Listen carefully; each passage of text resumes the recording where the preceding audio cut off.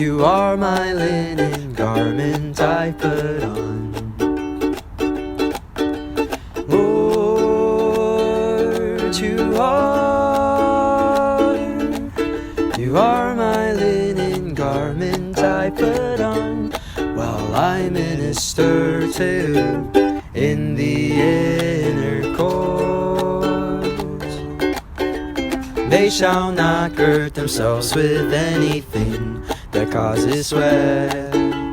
They shall not gird themselves with anything that causes sweat. Lord, you are my linen garment I put on.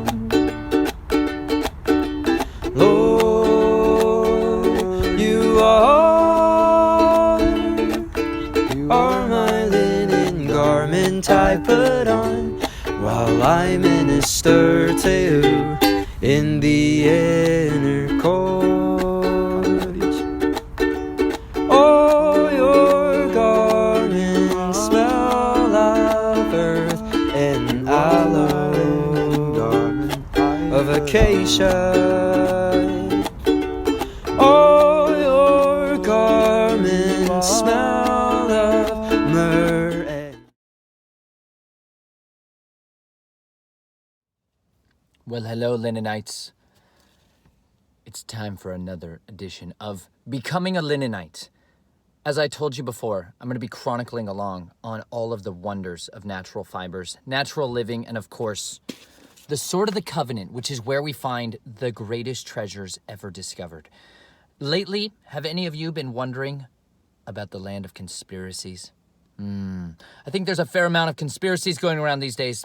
This episode is not going to be a lot about that, but it's likely going to delve into that, because if you didn't know it, people tend to refer to this great land of America, the land of the plumed serpent. They don't call it that, but it's what it is, as the land of the free and the home of the brave, right? But I think it's a misnomer. I think more and more we are kind of enslaved into a system where it's the land of the free, but it's the home of the slaves. You ever look around recently? It might do that to you. I've started to kind of notice that time and time again. There's a lot of slavery and bondage being brought up to the surface. Like somebody cranked up the heat on most of our souls, and guess what happened? We're all burning up with cowardice. I keep encouraging human beings, as many as I can, to exercise the muscle of conflict. Each and every one of you should have a conflict muscle inside you. The likelihood, though, is that you've atrophied tremendously, meaning your muscles shrank to nothingness because you've been growing up in a society where we don't work at all. Some of you, granted, know you work, but some of you guys have never worked a day in your life. Not really. You know how I know this? Because I hadn't. And I was like, I don't know, before I became a farm laborer. This was when my life level of learning became a whole other stage, where your hands get permanently dyed the color of the earth, where you sweat perpetually, even if it's cool outside. You're just always sweating because you're working. Some days, you gotta muck the stalls. Most of my time I spend in here, right there with that bad boy, making white gold. No, just bringing out the white gold the goats made for me and the families.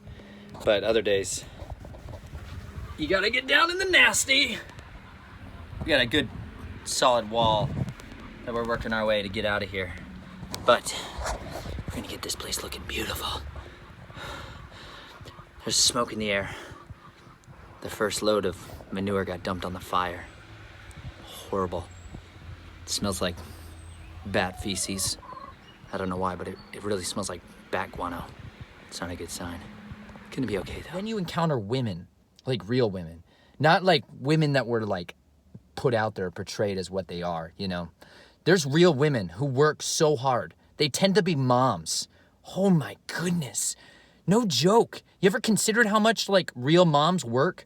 It's staggering. It's relentless. You know what's shocking is that they even advertise that women need to go to a gym.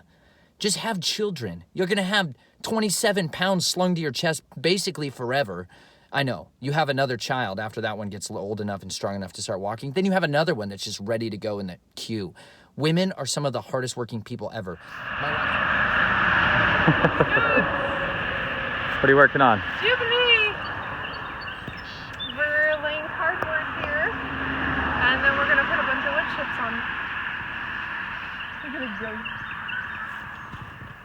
Gonna be moving mountains, tiny mountains, but lots of them, all over, and planting on the way.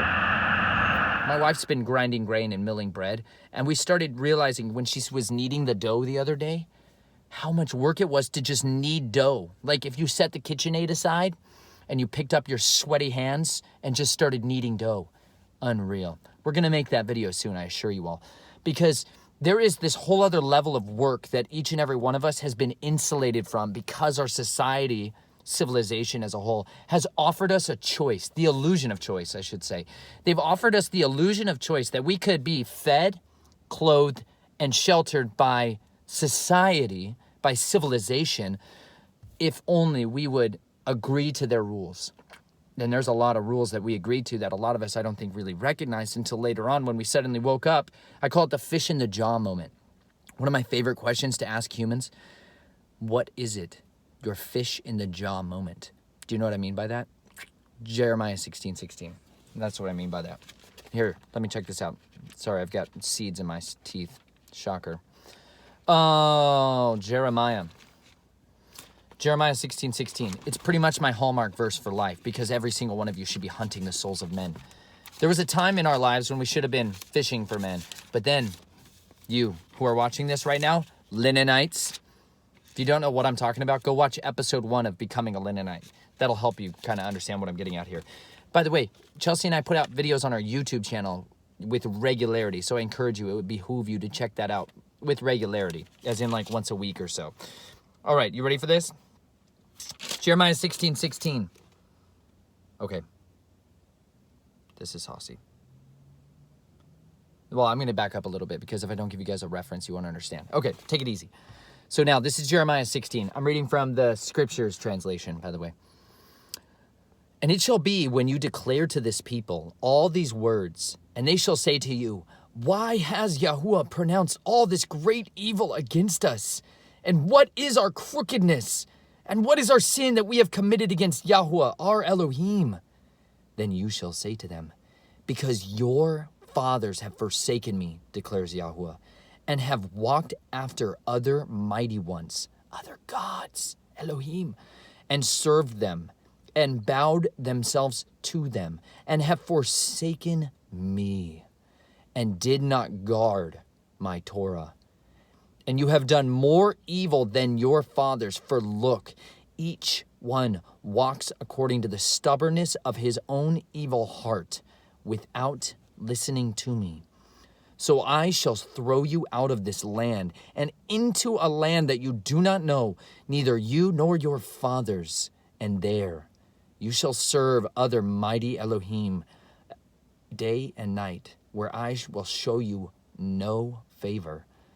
Therefore, see, the days are coming, declares Yahuwah, when it is no longer said, Yahuwah lives, who brought up the children of Yasharel from the land of Mitzrayim.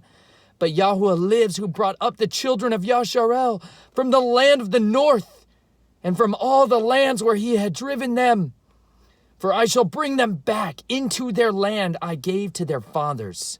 See, I am sending for many fishermen, declares Yahuwah, and they shall fish them. And after that, I shall send for many hunters, and they shall hunt them from every mountain and from every hill and out of the holes of the rocks. For my eyes are on all their ways. They have not been hidden from my face, nor has their crookedness been hidden from my eyes.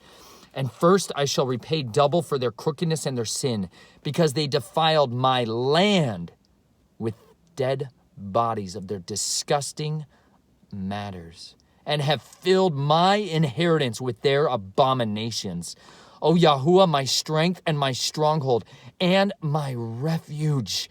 In the day of distress, the nations shall come to you from the ends of the earth and say, our fathers have inherited falsehood, futility, and there's no value in them. Would a man make mighty ones for himself, which are not mighty ones? Therefore, see, I am causing them to know. This time I cause them to know my hand and my might, and they shall know that my name is Yahuwah. That's Jeremiah 16. You ready for this? If you guys haven't noticed something, it's because our fathers before us didn't regard the words of Yahweh. They didn't care to hear them. They disregarded them. And instead we drank of this idle cup of falsehood, it says. Do you know what falsehood is? Let me explain to you why we live in a falsehood nation, all right? The land of the free. First of all, time to knock down that pillar. Okay, I signed up for my enlistment time in the United States military and swore an oath. You can watch my Sword of the Covenant series where I talk a little bit more at length about that, where I enlisted to protect and defend the Constitution of the United States from all enemies, foreign and domestic, and to obey the orders of the president, basically. Okay, it was to protect this idea in this nation of what we call freedom.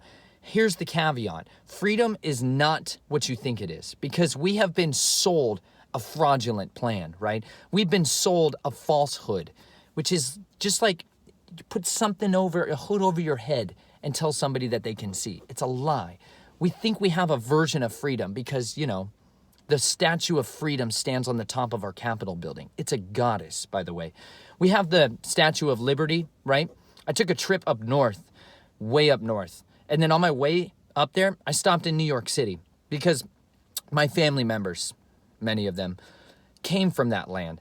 They basically are the ones who architected the Statue of Liberty's. They were the president of the American Society of Civil Engineering who oversaw the project where they took the flaming torch of liberty and they gave her, new fire, a new age of enlightenment that was supposed to be brought over the United States between 1984 and 1986. The United States Statue of Liberty that we all come to know and love has a deeper, darker history. Shocker, because it's not a Statue of Liberty by any means whatsoever. If you look at the the Medal of Honor Society, okay, the Medal of Honor, backtrack. The Medal of Honor is what the highest award that they can give you as a United States military soldier. When you sign up to enlist, I, like many others, had been told all these wonderful stories about the Medal of Honor recipients. And I always assumed that the Medal of Honor was something that Congress had to personally give you. But it's actually a society who dictates who is bestowed this award. It's not necessarily that, all of our elected officials gather together and hear the stories of our war fighters and our heroes and then memorialize them. It's not like that. It's a group of selected initiates who decide who gets to have this brand of the pentagram upon their chests. So the Congressional Medal of Honor is just this huge award. Generally, it's awarded to you by the president himself. So then you get to be touched by the president-elect. No, the president. So it's a huge deal, right? They're generally going to get a lot of press coverage. They're going to memorialize you forever. They're going to tell you that the vast majority of the Medal of Honor recipients died while getting the medal that they wouldn't ever get posthumously. They got the award after they died. And it was a huge deal. It's like the most coveted award. If you're somebody who's bedazzled by all the awards and like the prestige, I totally fall into that snare constantly. No joke. If you say that there's like big shiny gemstones at the end of this, I'm going to follow that treasure map to wherever it leads. The military, the best, highest thing you can get is that award. But if you look at the awards, it's a giant pentagram. If you don't know what a pentagram is, basic divination, witchcraft, and sorcery. You don't need to know necessarily beyond that. It's used to invoke or hold or entrap or contain a spirit for all intents and purposes. The spirit of liberty, spirit of freedom. So the United States Air Force in particular, they have Lady Liberty, as she's called, directly her face on the pendant. I'll roll in some images now for those of you who watch this on YouTube. You'll get to see my post-production work on this. But from their website, when you click and hover over their image, it shows you this beautiful medallion pentagram with Lady Liberty's face at the center of it. Guess what? They tell you right on there that the Statue of Liberty is based off the goddess Semiramis, who's the wife of Nimrod, Osiris. Genesis 9, let's go back for a second. You guys read the Bible when it talks about don't do this stuff? This is definitely our nation super guilty of it. Because if you didn't hear Jeremiah 16, he promised it to us because we defiled his land. Israel was supposed to be Yahweh's specific inheritance. He says, that's my inheritance. You're my people. Israel, the people, are supposed to be his inheritance. And then that land was supposed to be so special and so blessed that it too was going to be part of the inheritance. But they started doing all these detestable things and setting up idols and erecting idols all over their nation and then defiling it with all these abominations. Read Ezekiel 8 and 9 if you want to know what that is. Now, you ready for this? Okay. There's maybe 10. Genesis 10. Let's see. Genesis 11, and all the earth had one language and one speech. And it came to be as they set out from the east that they found a plain in the land of Shinar, and they dwelt there. And they said to each other, come, let us make bricks and bake them thoroughly. And they made brick for stone, and they had asphalt for mortar. And they said, come, let us build ourselves a city and a tower whose top is in the heavens, and make a name for ourselves, lest we be scattered over all the face of the earth. Then Yahweh came down to the city and the tower which the sons of men had built. And Yahweh said, look, they are one people, and they all have one language. And this is what they begin to do.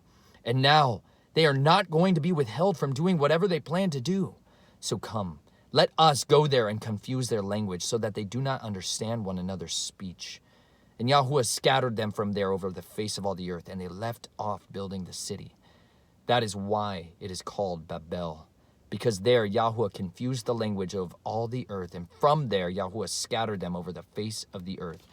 This is the preeminent story of where the mystery religions have their epicenter point. This is where all the names of these different Elohim get muddled and mixed around. But Semiramis is the goddess liberty that we've all inherited. She is literally the icon for our nation. She is over the Capitol building. George Washington, there's a great painting of George Washington, you know, the founding father of America, the founding father of the United States Army. The founding father is turned into a god at the top of the Capitol building on the inside of the womb of Isis, or Semiramis. There, above him, coming out of the top, is the goddess of freedom. But George Washington is being enthroned like Zeus, surrounded by all the gods, Venus and Mercury and all those, you know, Roman and Greek god pantheon, surrounded by 72 pentagrams too. So this is like our nation, basic conspiracy side of the world, just reality, but the conspiracy side of the world, right? This is the whole system that we've inherited, you know, from that womb is where our laws and our Congress and our Senate give birth to the dictates of our nation, right? It's really fundamental. It's the cornerstones of our nation. Well, obviously, 9/11 brought a different change to most people's reality of what the world was going to look like. And so after the towers came down, don't worry, they said famously that they're going to rebuild. This was the line they used, okay? Isaiah again.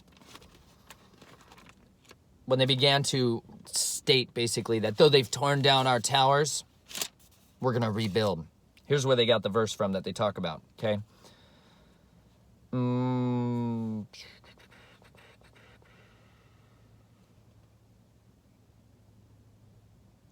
Let's see. The bricks have fallen down, but we will rebuild with hewn stones. The sycamores are cut down, but we shall replace them with cedars.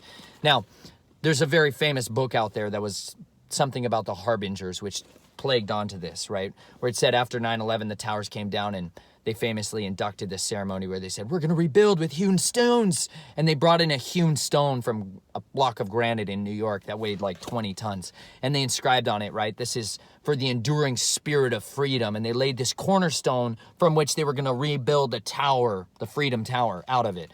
So when I went there, I looked for it, right? I walked all around the Freedom Tower. Obviously, you can't go there anymore because, you know, you have to be doing this number to go around there, which I'm obviously not a huge fan of. Shocker. I like my face to be free.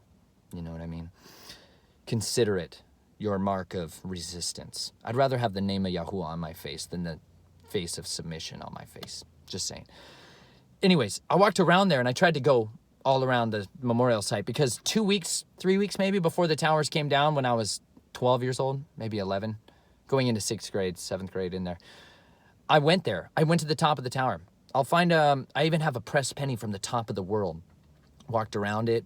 I thought it was spectacular. It was the highest physical building I'd ever been in. When I came back down, obviously the towers came down a few weeks after this. My family, don't worry, they went back and they had us go up on this platform. I'll try to find footage of this. They had a platform that was erected so people could come and mourn. They could walk out kind of and overlook the wreckage as they were still kind of clearing it out. And they had this pile of like ashes and remnants and rubble that you could pick up and scoop up little bottles of. My family used caps from film canisters. We had film canisters and we were filling up all these film canisters for my family. And we were taking these back and dispensing these out to people as like souvenirs, a bunch of dead bodies in it. Can't imagine why the occult wants anything to do with dead bodies from that place, but guess what they did. But anyways, they filled up these little cups with them, and they took them with them. And after that, I heard about this cornerstone that was being laid. And I went looking there just when I was on my trip, and I couldn't find the cornerstone anywhere. Guess what? The cornerstone of freedom is not at the 9/11 site at all. Actually, the building, the Freedom Tower, was never built with that cornerstone. So all the people that were trekking into the harbingers should really pause and consider that maybe not all of that which is being said as truth is really truth coming out of that camp. Just be cautious. Anyways, they took that cornerstone away because the reality is this nation is not founded in freedom. It's not. There were people who desired for other people to be free. But the freedom that we've been subscribing to and drinking from is a freedom that allows us to participate in a system of the civilized world. This is what Semiramis was known for. Semiramis would offer to the people freedom if only they would plug into her welfare system. She believed that she could win the hearts of the people and she could control them through those means, whereas others, the men, ruled by rod and fist, right? So there's two different camps that we've been enslaved to. And what I'm realizing, though, as I'm studying Isaiah 9, because I got stuck in that verse, just before it, it's got this verse that talks about, Yahweh says, "You shall increase the nation, you shall make its joy great, and they shall rejoice before you as in the joy of harvest, as men rejoice when they divide the spoil. For you shall break the yoke of his burden and the staff of his shoulder and the rod of his oppressor as in the day of Midian. For every boot of one trampling in tumult and coat rolled in blood shall be used for burning and fuel of fire. For unto us a child is born, a son is given, and the rule is on his shoulders, and his name is called Wonder, Counselor, Strong Elohim, Father of continuity and the Prince of Peace. Of the increase of his rule and peace there is no end. Upon the throne of David and over his reign, to establish it and sustain it with right ruling and righteousness from now on forever. The order of Yahuwah Sevaoth does this." When you read about every boot of one trampling and tumultuous, and the coat of one rolled in blood, shall be used for burning and fuel of fire. I talked briefly in my last Linenite video about the wonders of how the priestly garments, which would be dipped in blood, guys, inevitably, during the course of the priest's sacrificial offerings and during the course of their daily duties, they would get blood on them because, they're shepherds too. Every priest had a function of being a shepherd, kind of a baker, an incense burner. They had all these different jobs. Some of them were just unbelievably good at sewing fabrics. The priests, every single one of the priests individually needed their own linen garments. And it's a tremendous amount of work to make a linen garment. I'm going to add a video to my YouTube channel, which goes from seed all the way to fabric, which was like a documentary from the 1950s or 40s. Now, we're ready for weaving. This is a loom, a weaving machine where warp and weft threads are interlaced to make fabric. Here are the warp threads slowly being drawn through the loom. Parts of the loom go up and down and backwards and forwards. Up and down, the heddles in action separating the warp threads. Backwards and forwards, the reed in action closing up the weft threads.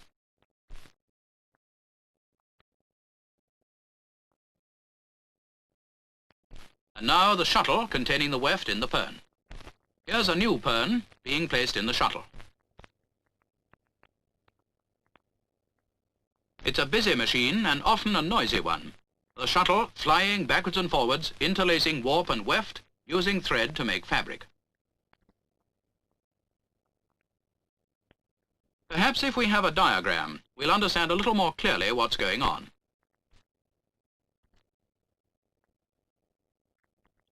That makes it a little easier. But let us go right back to the beginning. That's better still. Now we know where we are. Here's the warp threads that run the length of the cloth. And here's the weft, threads that run across the cloth. But the point is, how does the weft go over and under the warp? It's the heddles that will show how this is done. We'll bring them back. And we'll see what job they do. Up and down, separating the threads. Now for the shuttle which flies across. It's followed by the reed, which puts the weft in its place. The fabric moves on.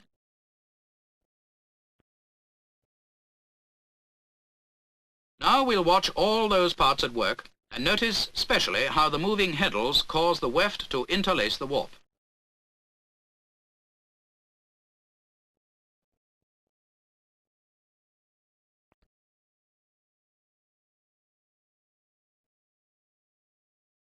Warp, weft, heddles, shuttle, and reed.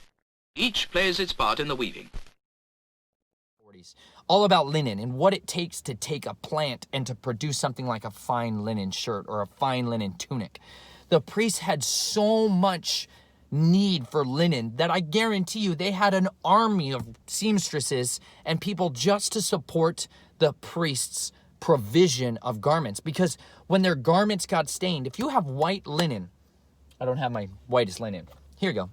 White linen. See how white? Super white, right? This is like white fine linen. Do you know how many times I can wear this fine white linen while working around animals when blood is involved?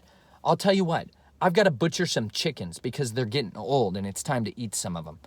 Not really. I don't know. We're going to try. I've never butchered personally a chicken before, but I've got to because it's time to cull the herd. They're not laying eggs and they're getting old. I guess a lot of people don't like chicken meat when it's older, but it's time. Anyways, I'll wear my fine white linen when I do that butchering, and I'll show you guys what it looks like afterwards. And I'll do my best to take care not to get any on me. But the reality is, it's unavoidable to get stained while working in the world. Do you know what I mean by that? The fine white linen is to represent the righteous works of the believers. This is synonymous. Anytime you hear righteousness within the scriptures, you should think of those who keep and regard the instructions of the Father.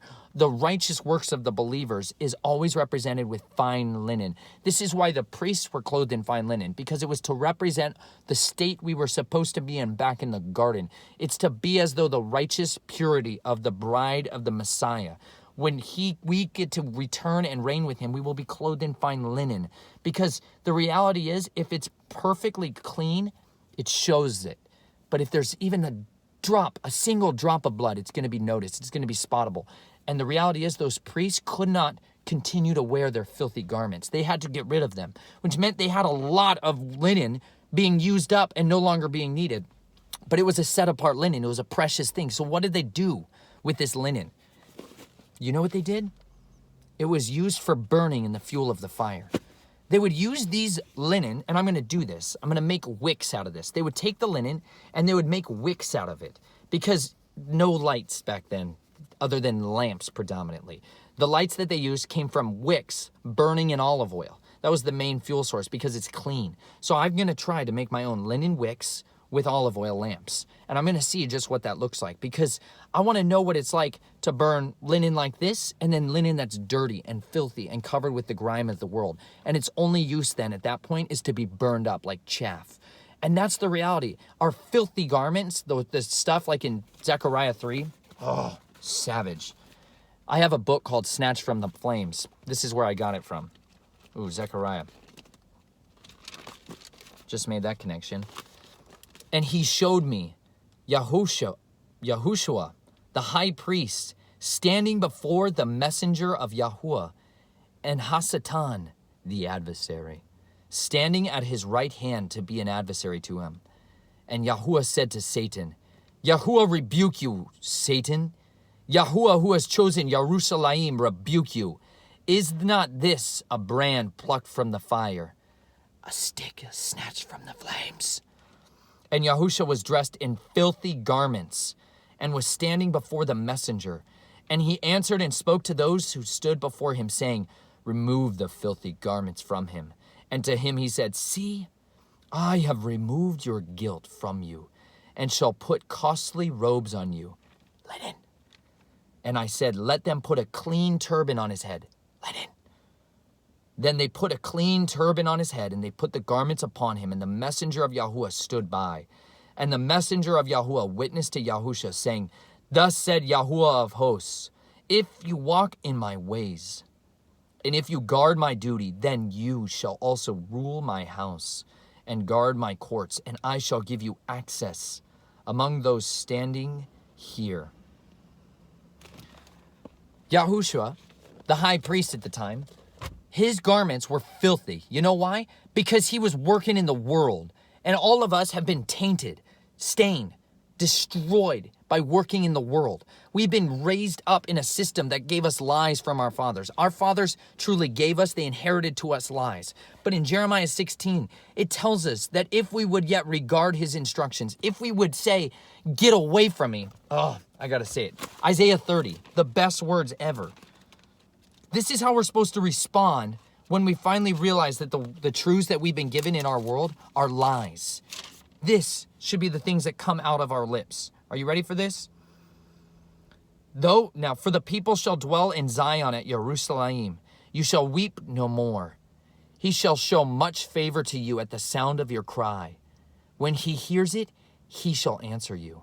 Though Yahuwah gave you the bread of adversity and the water of affliction, your teacher shall no longer be hidden, but your eyes shall see your teacher, and your ears shall hear a word behind you saying, this is the way, walk in it. Whenever you turn to the right, whenever you turn to the left, and you shall defile the covering of your graven images of silver and the plating of your molded images of gold. You shall throw them away as a menstrual cloth and say to them, be gone! And he shall give you the rain for your seed, with which you sow the ground, and bread of the increase of the earth. And it shall be fat and rich, your cattle grazing in an enlarged pasture in that day. That is what he desires of us, to look at these other Elohim, these other gods, these other idols, to look at them in the same way we think of menstrual rags, as something that is filthy and defiled and of no use except to be thrown out and cast away from us. This is how we inherit freedom, true freedom. It comes from deliverance. Comes from the raised up deliverer, Yahweh Sabaoth, the Lord of hosts.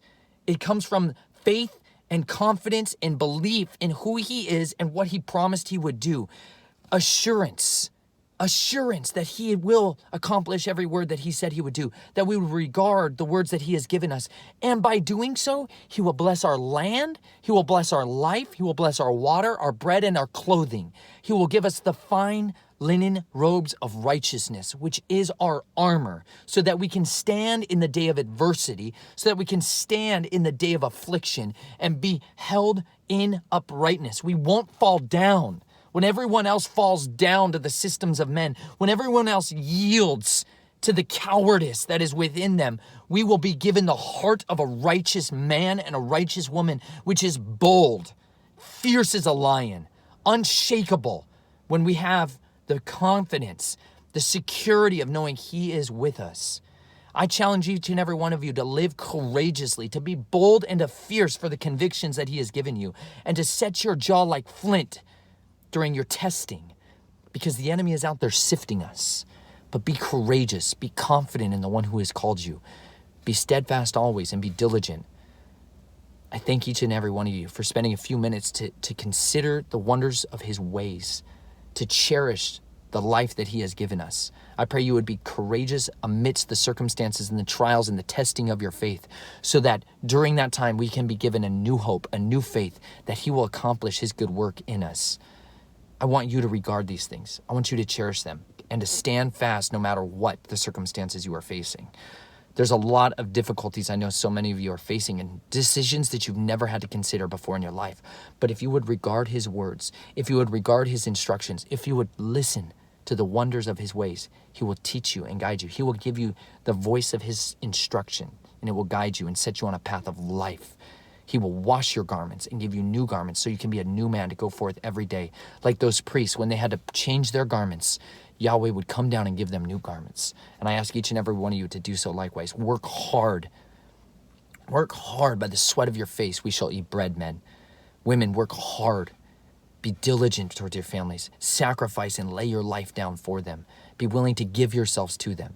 And Yahweh will raise up a mighty inheritance through you and through the lives of the people that you are willing and able to impact this day.